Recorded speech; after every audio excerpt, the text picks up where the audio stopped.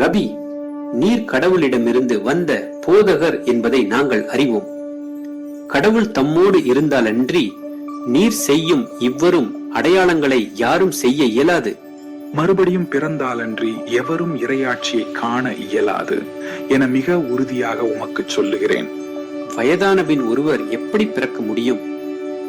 அவர் மீண்டும் தாயின் வயிற்றில் புகுந்து பிறக்க முடியுமா?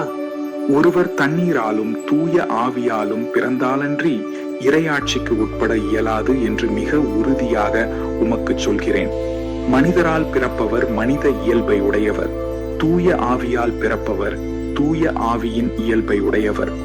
நீங்கள் மறுபடியும் பிறக்க வேண்டும் என்று நான் உமக்கு கூறியது பற்றி நீர் வியப்படைய வேண்டாம்.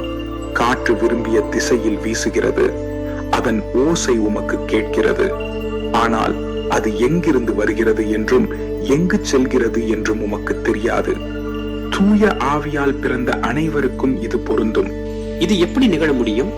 நீர் இஸ்ரவேல் மக்களிடையே போதகராயிருந்தும் உமக்கு இது தெரியவில்லையே. எங்களுக்கு தெரிந்ததை பற்றியே பேசுகிறோம், நாங்கள் கண்டதை பற்றிய சான்று பகர்கிறோம்.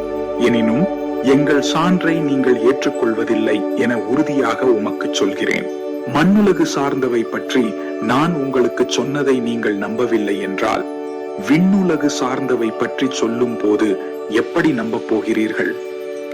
விண்ணகத்திலிருந்து இறங்கி வந்துள்ள மானிட மகனை தவிர வேறு எவரும் விண்ணகத்திற்கு ஏறி சென்றதில்லை.